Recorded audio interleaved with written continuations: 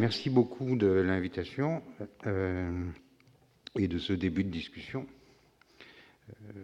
Simone Veil cite à sa manière, et d'ailleurs légèrement modifiée, assez régulièrement l'encyclique de Pie XI du 15 mai 1931. La matière sort ennoblie de la fabrique, les travailleurs en sortent avilis. C'est une citation d'ailleurs approximative, que la dernière édition de l'enracinement a corrigée dans la note 25, mais à la marge. Voilà, je pense que ce point est évidemment important. Je vais essayer d'en dire un mot, c'est-à-dire sur des questions qu'on vient d'évoquer d'ailleurs, sur le rapport entre les produits, et la qualité des produits et la qualité du travail. Mais c'est clair que à l'usine, les travailleurs que Simone Veil fréquente à titre personnel dans sa chaire, j'allais dire, à l'usine, les travailleurs ne sont pas chez eux. Je pense que chez elle, c'est le cas de le dire, c'est un problème tout à fait central. Elle discute avec Bernanos d'ailleurs sur le fait que ce sont en quelque sorte des immigrés dans le monde de l'usine. Ils n'ont pas droit de citer ces étrangers à l'usine. Rien n'est si puissant chez l'homme, dit-elle, que le besoin de s'approprier, non pas juridiquement, mais par la pensée, les lieux et les objets parmi lesquels il passe sa vie et dépense la vie qu'il a en lui. La propriété juridique n'est qu'un des moyens qui procurent un tel sentiment. Et c'est de ce sentiment que les hommes sont largement privés à l'usine, telle que la connaît Simone Veil dans les années 30. C'est cette expropriation-là qui empêche de laisser sa marque, est corruptrice, si on reprend les termes de l'encyclique. Corruptrice, que d'ailleurs Simone Veil le reprend, puisque elle écrit « Il faut que la vie sociale soit corrompue jusqu'à son centre, lorsque les ouvriers se sentent chez eux dans l'usine quand ils font grève et étrangers quand ils travaillent. Le contraire devrait être vrai. » Cette corruption de la société civile, d'une certaine manière, est une expérience avortée de la politique. Car le rapport entre gouverné et gouvernant, qui est au principe du rapport politique, se régénère ou dégénère, en premier lieu là où se déroule la scène du travail subordonné. C'est une citation aussi de Simone Veil, dans les douleurs permanentes de la pensée clouée. C'est là d'où vient le poison. Là aussi où se trouve, pour Simone Veil, le contrepoison. Simone Veil montre toute son originalité dans cette phrase de 1936, on est au moment du Front populaire. Il est venu beaucoup de mal des usines, et il faut corriger ce mal dans les usines. C'est difficile, ce n'est peut-être pas impossible. J'ai l'impression que cette phrase trace notre propre programme d'aujourd'hui. C'est encore vrai aujourd'hui, car cette conception de la société civile a fait du chemin. Cette corruption, de la société civile a fait du chemin. L'encyclique de 31 opposait à cette dégradation des hommes la matière ennoblie des produits fabriqués. Le moins qu'on puisse dire, c'est aujourd'hui que cette matière est loin d'avoir conservé son anoblissement de l'époque. La matière ennoblie des produits fabriqués, même si on regarde ce qui touche à la marchandisation des services, est devenu un problème tout à fait sérieux, beaucoup plus grave d'une certaine manière qu'en 1931. On pourrait même dire qu'aujourd'hui, la corruption de la société civile empoisonne les produits eux-mêmes. Il serait bien sûr trop long, je ne vais pas le faire, d'énumérer le nombre de situations dans lesquelles nous nous trouvons où les matières fabriquées et les services vendus sont devenus un symptôme de la corruption de la société civile, si on suit le raisonnement de Simone Veil. J'en évoque seulement deux. On l'a évoqué d'ailleurs hier, le fameux cas Volkswagen, qui au fond a transformé, pas seul, mais a contribué à transformer l'air que nous respirons composé de dioxyde de carbone.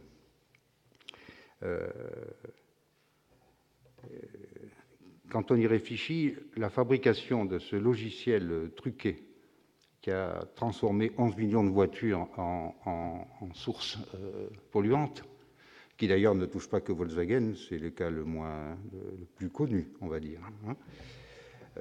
Ce sont eux-mêmes, quand on regarde la situation de l'intérieur, ce sont les développeurs, c'est-à-dire les ingénieurs eux-mêmes qui ont été amenés à décider, pris dans des conflits de critères et des dilemmes professionnels gigantesques, de choisir de plutôt fabriquer un logiciel trompeur que de renoncer à fabriquer ces moteurs dans les délais impartis par la direction de l'entreprise. Ce n'est pas la direction de Volkswagen qui a décidé de truquer les moteurs. C'est l'organisation du travail qui empêche de dire non à des délais impraticables qui a précipité Volkswagen dans la crise que nous connaissons. Le deuxième exemple que je veux souligner, au moins mentionner, que vous avez peut-être suivi dans la presse récemment, c'est l'offensive de la société Monsanto qui fabrique le Roundup, c'est-à-dire le pesticide affecté de beaucoup de glyphosate. Ce pesticide qui est un pollueur majeur, un perturbateur endocrinien reconnu, et qui a fait l'objet de la part du Centre international d'études sur le cancer d'un diagnostic très clair, puisqu'il le considère comme génotoxique et un cancérigène probable, alors que ce produit est le produit phare de la firme, et pas seulement de la firme, mais utilisé aujourd'hui de façon absolument dominante dans le monde, y compris dans nos jardins les plus personnels. Or, cette firme Monsanto, aujourd'hui, s'adresse, comme si elle était un État, au Centre de recherche international sur le cancer, qui est une office plutôt de l'OMS, en demandant la dissolution du Centre international sur le cancer. Alors évidemment, on peut multiplier les discussions pour savoir comment les États peuvent s'opposer à ces firmes qui, au nom de la société civile, d'une certaine manière, se comportent comme des États. Mais la question qui se pose, c'est de savoir comment, dans la société civile industrielle, des droits nouveaux peuvent permettre de dire non à ces activités de travail polluantes. Une nouvelle encyclique semble s'imposer, d'une certaine manière, qui n'hésiterait pas à dresser l'inventaire des libertés qu'une certaine société civile du travail prend avec nos vies, alors qu'on la donne volontiers, surtout en ce moment, comme une alternative à l'action politique. En fait, les transformations actuelles du travail le rendent de plus en plus civique, ce travail, intrinsèquement plus sensible directement au conflit de critères autour de sa qualité, au carrefour de la santé, de la valeur des produits et des services. L'efficace ou pas, le juste ou l'injuste, le bien ou le mal sont descendus dans les dilemmes de métier. Le travail et les obligations qu'il convoque deviennent toujours plus politiques directement, au sens évidemment profond du terme. Pourtant, l'organisation du travail autour de ces conflits de critères se veut toujours plus neutre, politiquement neutralisée. Ce serait plus juste de dire les choses ainsi. Ces conflits de critères autour de la qualité du travail n'ont pas droit de cité dans l'entreprise et l'organisation. Pensez de parer d'ailleurs cette organisation, cette entreprise, de toutes les vertus, alors même que c'est là le lieu même de l'inachèvement de la démocratie politique, le lieu d'une interruption volontaire de la police, on pourrait dire, d'une certaine manière, le refoulé qui menace la politique. Et ce, pour une raison profonde, c'est qu'au travail, l'activité et la subjectivité sont toujours les objets impossibles d'un contrat de droit privé. C'est là que le ressort de la civilité démocratique est brisé. là qu'elle est corrompue jusqu'en son centre, pour reprendre les formules de Simone Veil.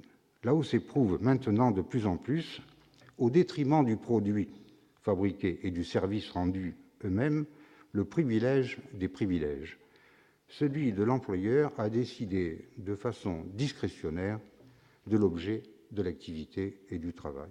Le travail mal soigné ouvre la porte sur un vide civique, un objet politique incivilisé, sans sujet politique institué. Avec le travail subordonné, l'entreprise figure une collectivité aveugle dont la neutralité politique est paradoxalement un modèle rêvé pour un pouvoir organisé autour de la requalification des conflits en problèmes simplement techniques. On comprend que pour Simone Veil, il s'agisse moins de faire revenir la société civile dans l'État que, au contraire, de pousser ce dernier vers une réforme institutionnelle de la société civile, pour parler comme Bruno Trentin, vers l'institution d'un droit au conflit de critères, vers l'institution d'une nouvelle génération de droits civils. Mais là où est l'originalité de Simone Veil, c'est qu'elle ne se paye pas de mots. Ce n'est pas le régime de propriété qui la retient, c'est le régime de travail. C'est lui seul qui peut affecter la condition ouvrière au point de provoquer un réenracinement contre l'ennui, l'humiliation et le refoulement de la pensée. Elle pense que le régime d'entreprise peut faire reculer l'oppression sans attendre la fin d'une exploitation qui d'ailleurs ne garantit rien quant au recul de l'oppression, la fin de l'exploitation. Ce régime de travail dépend des ouvriers eux-mêmes. Contre les illusions de la psychotechnique, qui ont d'ailleurs été indiquées et dont vous comprendrez qu'elles me concernent particulièrement, Simone Veil n'hésite pas à écrire la phrase suivante, qui, dans une enceinte comme celle-là, ne manquera pas de surprendre et fera sûrement discuter. Les travailleurs ne doivent donc pas avoir confiance dans les savants, les intellectuels, les techniciens. Ils peuvent prendre leurs conseils, mais ne doivent jamais compter que sur eux-mêmes. Page 326 de la Condition ouvrière. C'est écrit à la suite de sa critique du taylorisme en 1937, après ce constat. C'est le véritable problème le plus grave qui se pose à la classe ouvrière. Trouver une méthode d'organisation du travail. Le problème, on n'a même pas commencé à le résoudre, puisqu'il n'a même pas été posé. De sorte que si, demain, nous, dit-elle, dont vous savez bien qu'elle avait rejoint l'activité syndicale, ce nous est très intéressant, de sorte que si, demain, nous nous emparions des usines, nous ne saurions pas quoi en faire, et nous serions forcés de les organiser comme elles le sont actuellement, après un temps de flottement plus ou moins large. C'est dans les usines seulement qu'on peut arriver à trouver la méthode, peu à peu, à imaginer un système de ce genre, un système de méthode alternatif. Pour résister à l'hypnose des chiffres, c'est son vocabulaire, qui nous contamine, il y faut de la méthode. Je pense que chez Simone Veil, cette question est extrêmement importante. Il y faut de la méthode, alors même que l'oppression nous intoxique, comme une drogue dure. La question, pour l'instant, écrit-elle, au patron des usines rosières, avec qui elle dialogue en mars 1936, est de savoir si, dans les conditions actuelles, on peut arriver, dans le cadre d'une usine, à ce que les ouvriers comptent et aient conscience de compter pour quelque chose. Vous voyez que c'est un objectif à la fois mesuré et grandiose. Ce point n'est pas anecdotique ou la marque d'un intérêt personnel daté, puisque en 1934, 2 ans avant, le propos est une véritable adresse aux dirigeants du mouvement ouvrier d'alors et un vrai défi à la vulgate marxiste incompatible avec une action méthodique de transformation. On sait combien Simone Veil ne tarit pas d'éloges sur l'analyse marxiste de l'oppression elle-même, et pas seulement de l'exploitation. Pourtant, elle n'hésite pas à écrire: avant de lancer les ouvriers dans l'aventure d'une révolution politique, il faut chercher s'il existe des méthodes susceptibles de les amener à s'emparer silencieusement, graduellement, presque invisiblement, d'une grande partie de la puissance sociale réelle. Il faut ou appliquer ces méthodes, si elles existent, ou renoncer à la révolution ouvrière, si elle n'existe pas. Mais si évidente que soit cette conséquence, c'est toujours Simone Veil qui parle, Marx ne l'a pas vue. Et cela parce qu'il ne pouvait pas la voir sans perdre ce qui était pour lui sa raison de vivre. Pour la même raison, ses disciples, soit réformistes, soit révolutionnaires, ne risquaient pas de le voir. C'est pourquoi on peut dire sans crainte d'exagérer que, comme théorie de la révolution ouvrière, le marxisme est un néant. Sans exagérer, et peut-être une formule exagérée elle-même, mais on voit bien que non sans excès, bien sûr. C'est tout l'engagement pratique de Simone Veil qui est là. Nous sommes en 1934 et 1936, au moment du Front populaire, lui donnera encore l'occasion de faire l'expérience de cet obstacle. On peut trouver que ces critiques d'un marxisme regardant la bourgeoisie, je vais faire quelques citations intéressantes de Simone Veil, regardant la bourgeoisie comme une divinité mystérieuse et maléfique. Ces critiques qui transforment la révolution en mot magique et destiné à se venger du passé, l'esprit de vengeance. Ces critiques de l'éloquence messianique qui confie aux ouvriers un rôle rédempteur prédestiné. Ces critiques de la religion du progrès s'offrant d'ailleurs aux travailleurs, offrant aux travailleurs la providence moderne d'une histoire qui fait pour eux le plus gros de l'effort. On peut penser que ces critiques ont vieilli. Je crains qu'au regard de l'histoire réelle, à l'écoute du verbalisme résurgent et prophétique contemporain, ce passé poursuive son travail de sape dans le monde du travail lui-même, même si les risques d'impérialisme ouvrier, qu'elle critiquait si souvent, ont beaucoup reculé. Pourtant, c'est déjà en 1937 que Simone Veil pouvait écrire: les ouvriers peuvent obliger la direction d'une usine à leur reconnaître des droits sans priver les propriétaires de l'usine ni de leur propriété, ni de leur profit. Et réciproquement, ils peuvent être tout à fait privés de droits dans une usine qui serait une propriété collective. Vous voyez l'enjeu de cette question-là. Ces deux voies ont été expérimentées à grande échelle et surtout ont fait l'objet d'analyses poussées qui donnent de la matière dans les deux cas pour éprouver les deux hypothèses de notre auteur. En 1977, Rudolf Barrow a montré que la crise du travail est la seule possibilité d'expliquer la disparition de la RDA. Ce fut l'expérimentation à grande échelle et la vérification de la deuxième hypothèse de Simone Veil. Pour Rudolf Barrow, je rappelle qu'il était ce dissident allemand qui a mal fini d'une certaine manière. Je rappelle qu'il était directeur, en tout cas responsable du service d'organisation du travail dans un grand combinat de Berlin-Est. Pour Rudolf Barrow, la propriété collective des usines en RDA a aggravé l'oppression, car, et le diagnostic ici de Simone Veil est précieux, car l'oppression, à la différence d'une usine capitaliste, comme le prédisait Simone Veil, sous les ordres d'un trust d'État, non seulement l'usine, mais la police, l'armée, les prisons, tout est entre les mêmes mains. L'inégalité dans le rapport des forces n'est donc pas diminuée, mais aggravée. Pour Rudolf Barrow, l'oppression industrielle et sociale s'est traduite par un sous-développement programmé des individus, le développement du temps de travail psychologiquement improductif, abstrait, dans lequel la diminution du travail, de l'expérience, la division du travail, combat le développement des capacités et de l'expérience vécue, et fabrique, je trouve cette critique très consonante avec Simone Veil, et fabrique l'indifférence. Mais l'État propriétaire se sert alors de cette indifférence pour se développer lui-même. L'État propriétaire recycle l'énergie refoulée en compensation factice et fantasmée.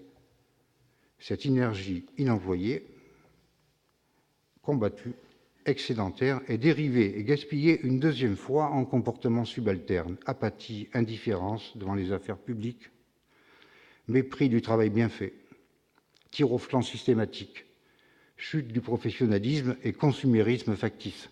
Voilà ce qui, d'une certaine manière, a miné de l'intérieur, à partir du travail, toute la bureaucratie de l'État.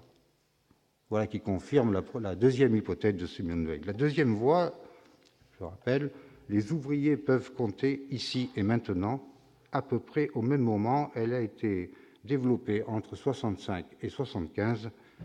Elle a été expérimentée à une échelle de masse en Italie, et c'est Bruno Trentin lui-même qui cherche à nous faire comprendre et qui cherche à nous transmettre comment elle a été expérimentée. Compter tout de suite, sans avoir la propriété de l'État. Bruno Trentin a, dans deux ouvrages majeurs, dont l'un a été édité à l'initiative d'Alain Supiot, qu'il faut remercier pour la portée de cette initiative. Bruno Trentin a écrit La Cité du Travail et un deuxième livre qui a été publié aussi en français qui s'appelle Le travail et la liberté, et qui font de lui un témoin majeur de ce qu'on a appelé dans cette époque-là le syndicalisme des conseils qui aurait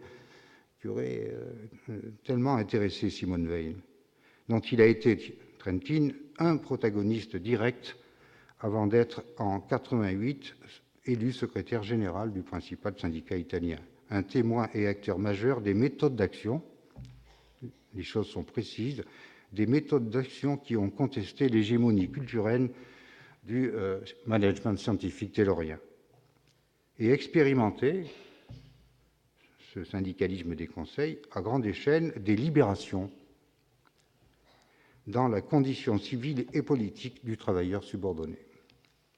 Sans pouvoir développer ici, on ne peut que souligner, en citant Trentin, l'importance qu'a prise à l'époque à la Fiat et dans la métallurgie italienne, mais pas simplement dans la métallurgie, la question de la protection de la santé physique et psychique contre toute forme de compensation salariale et de monétisation de la dégradation de la santé, jusqu'à se traduire dans les faits, dans de nombreuses usines, par la pratique d'une véritable autoprotection de la santé individuelle et collective, qui sera favorisée par la rencontre entre les travailleurs organisés et le monde de la science médicale, et qui imprimera d'ailleurs un nouveau cours à la recherche en médecine du travail. Une autre pratique de la psychologie du travail elle-même, et vous comprendrez que ça m'aille directement au cœur, une autre pratique de la psychologie du travail elle-même y est née, dont l'ouvrage de référence, même aujourd'hui en France, reste celui d'Ivar Odone, Redécouvrir l'expérience ouvrière, dont nous avons d'ailleurs hérité ici à Paris. Le plus important ici est que l'ouvrage de Trentin comporte plus de 30 pages consacrées à l'aventure intellectuelle de Simone Veil. Mieux, l'auteur insiste sur le fait que les conseils de délégués d'usine qui ont déplacé le barycentre du syndicalisme en dehors des schèmes de la redistribution et de l'indemnisation, loin donc d'un syndicat de la réparation et de la compensation monétaire à l'oppression, et qui en ont fait un sujet politique de ce syndicat à part entière, n'aurait pas existé sans la contamination réciproque de la tradition ouvriériste marxiste et de la tradition chrétienne, dans laquelle, je cite, « la défense de l'intégrité physique et morale de la personne humaine acquérait, contre la machine tayloriste, une potentialité subversive de l'ordre établi. » Le personnalisme chrétien, moins celui d'ailleurs de Maritain que de Lacroix, découvert en lisant Simone Veil, a, dit Trentin, secoué une tradition marxiste immobilisée dans l'attente d'un changement étatique, regardé comme le préalable indispensable d'une transformation du travail subordonné. Des droits civils nouveaux ont été acquis. Des processus décisionnels inédits se sont affirmés pendant une dizaine d'années. qui ont fait reculer la division du travail et remis la pensée ouvrière à l'origine des choses. Cette expérience hétérodoxe est allée jusqu'à questionner la sacralité des prérogatives du chef d'entreprise, en lui contestant le privilège d'être le seul à pouvoir planifier l'offre, en cherchant donc à faire participer les salariés directement, non pas au capital, mais à la décision, jusqu'à donc tenter de peser sur l'affectation des profits engendrés par le travail. En ce sens, regarder la négociation salariale non pas comme un simple moyen de partage des bénéfices, qui de fait repose sur un rapport subalterne à la propriété. Bruno Trentin, après un examen serré de l'apport de Simone Weil, conclut qu'entre les deux guerres mondiales, on a vu le triomphe de la rationalisation taylor-fordiste, épaulé par les dédommagements de l'État social. Il y avait donc d'autres voies à tenter. Ce fut de nouveau le cas dans les années 70, et c'est encore le cas maintenant. C'est en tout cas sa thèse. Mais il faut faire les comptes. Faire ses comptes avec ce qui oppose le monde du travail au monde du travail lui-même. Car les attaques contre cette expérience hétérodoxe sont venues d'abord de l'intérieur, avant même la résistance des employeurs.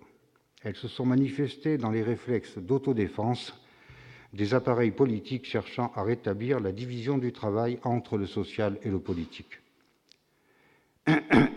En usant et abusant de l'argument selon lequel le syndicat n'a pas à se salir les mains.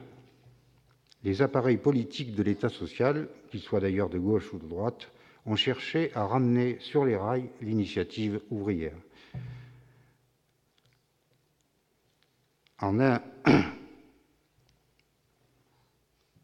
À contrecarrer, l'action syndicale visant un contrôle des investissements industriels et même la discussion sur la qualité des produits fabriqués. La société civile n'intéresse l'État que lorsqu'elle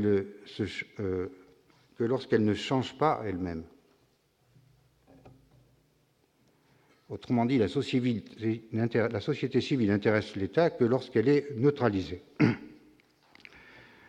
Pour Bruno Trentin, c'est une défaite que ce respect suspect des gouvernants pour l'autarcie syndicale. C'est une défaite pour la pensée que cette liberté ravalée dans l'action des forces sociales subalternes. Il y a, pour reprendre l'initiative, c'est son idée, c'est, je crois bien, l'esprit même de son livre, trois leçons de Simone Weil que Bruno Trentin, finalement, met à l'agenda. Premièrement, la liberté doit regarder en face la nécessité, et c'est sa limite et son moteur.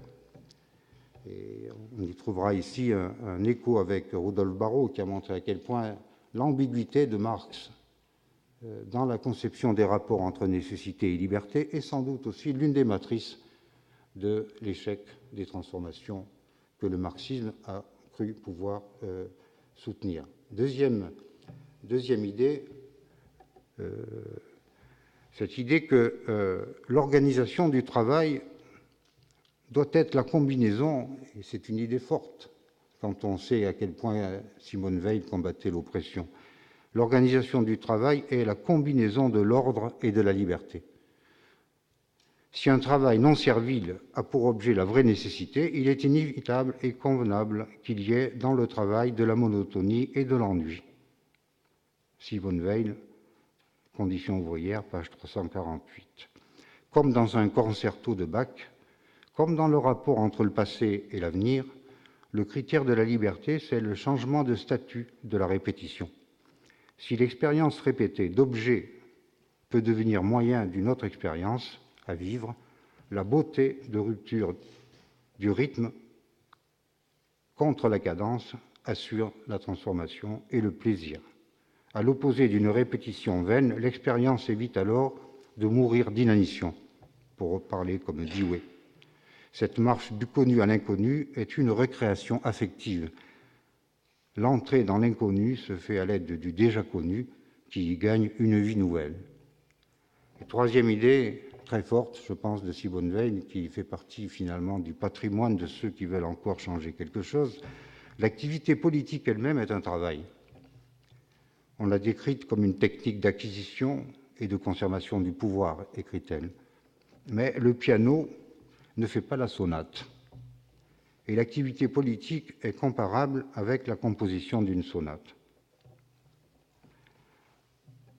Enracinant d'ailleurs une conception simultanée sur plusieurs plans, comme ça a été souligné tout à l'heure.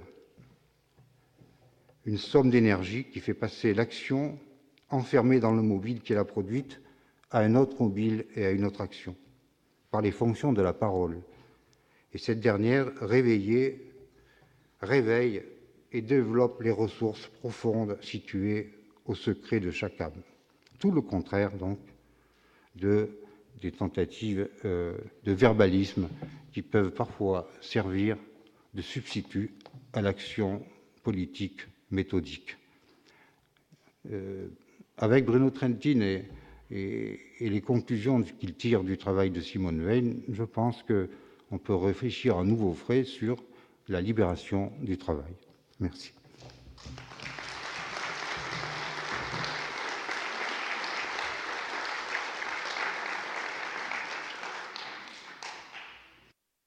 Merci beaucoup d'avoir fait ainsi, après avoir fait dialoguer Simone Veil avec André Gorz, c'était avec Bruno Trentin.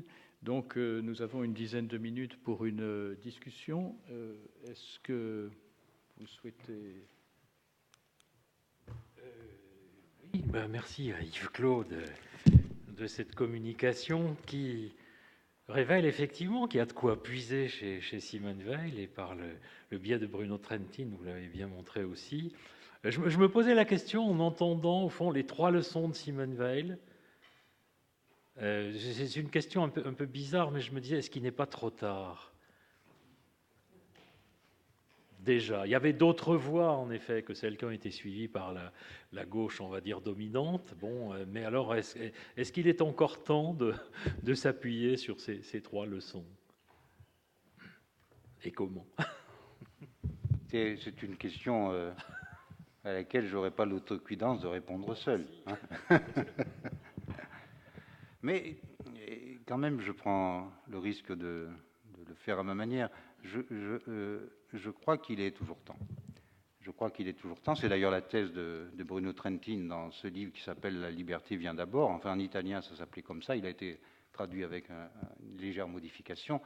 Sa thèse essentielle, c'est que, d'une certaine manière, les transformations du travail, y compris les transformations techniques, numériques et informatiques du travail, mettent à l'agenda et mettent sur la table la force de la créativité comme condition de l'efficacité.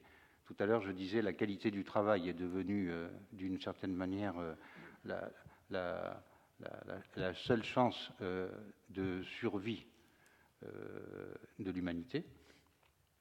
On voit bien avec les produits extrêmement dangereux qui sont devenus, comment dirais-je, la référence de cette société civile industrielle corrompue. Au fond, pour Trentin, et je pense qu'on peut reprendre son idée ici, c'est du cœur du travail industriel dégradé qu'au nom même de l'efficacité et même de la productivité, le problème de la qualité du travail revient comme une référence majeure, comme une force de rappel. Et évidemment, tout le problème, c'est d'arriver à transformer cet objet de la qualité du travail en institution d'un conflit de critères sur ces situations-là. Alors, du coup, aucun automatisme. Comme dans les années 30, comme dans les années 70, la bataille peut encore être perdue. Mais elle sera perdue par ceux qui la livreront mal.